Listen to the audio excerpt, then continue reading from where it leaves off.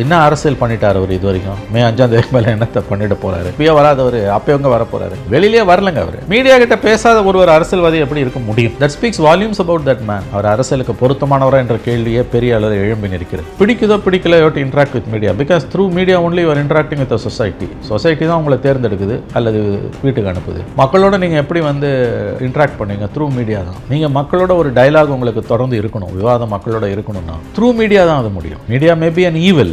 These days media is to almost 90% media is an evil, but a necessary evil. And எப்படி சொல்ல, an unavoidable evil, may not be a necessary evil. போலீஸை பற்றி சொல்லும்போது சொல்லுவாங்க, age old saying, police இல்லாமல் ஒரு நாள் கூட வாழ முடியாது நம்ம, because you will get your first relief only from police. கோர்ட்ஸுக்கோ அல்லது டாக்டர்ஸ் கிட்டயோ எங்கே போனீங்கனாலும் that is at the later on stage. So then it's said by somebody, some great man said this. நான் அதை rephrase பண்ணி சொல்வேன், these days media to an extent over 90% is an evil, but an unavoidable evil, especially for a politician. அப்ப இது இல்லாம நீங்க ஒரு இன்டராக்ஷனே இல்லையங்க. நான் யார் கேட்ட கேள்விக்கும் பதில் சொல்ல மாட்டேன். ஏன்னா எவன் கேட்கறதுன்ற that attitude is arrogant. That sort of arrogant will not take you anywhere. நான் அவன் பேசல இவன் பேசலன்றது அது கிடையாது. இது ஒன்றும் மனராட்சி கிடையாது உங்களுக்கு. ஆகவே போஸ்ட் எலெக்ஷன் மே 4th பிறகு மே 5ஆம் தேதியிலேருந்து அவர் எப்படி இருப்பாருன்றது இட்ஸ் அன் இன்ட்ரெஸ்டிங் கொஸ்டின்.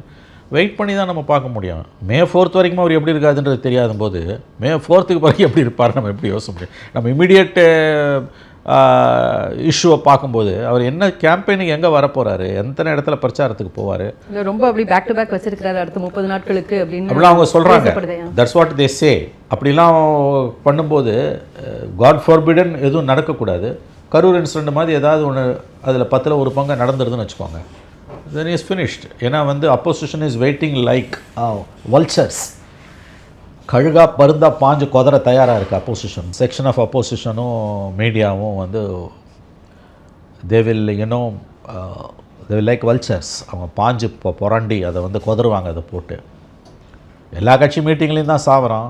திமுக மீட்டிங்கில் கூட தான் திருச்சியில் 2 பேர் செத்தான். இங்கே அதே யாரோ ஒருத்தன் சன்ஸ்ட்ரோக் விழுந்தான்றதை அது எவ்வளோ பெரிய நியூஸ் ஆக்கினானு. So media is doing injustice to Vijay, அதிலெல்லாம் சந்தேகம் கிடையாது.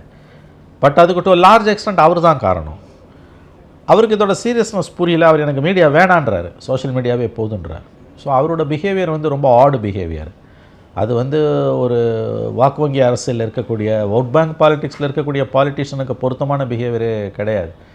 கேம்பெயினுக்கு அவர் எப்படி போகிறாருன்னு நம்ம ஆக்சுவலாக it's very interesting to watch. என்ன மாதிரியான இது அவர் போகிறாருன்னா there will be huge crowds this an unruly crowd. யாருக்கும் எதுக்கும் கட்டுப்படாத க்ரௌடாக இருக்குது.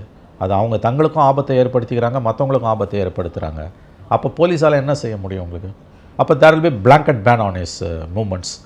அது எலெக்ஷன் டைமில் பண்ணாங்கன்னா லெவல் பிளேயிங் ஃபீல்டு இல்லைன்னா அவங்க எலெக்ஷன் கமிஷனில் போய் நிற்பாங்க.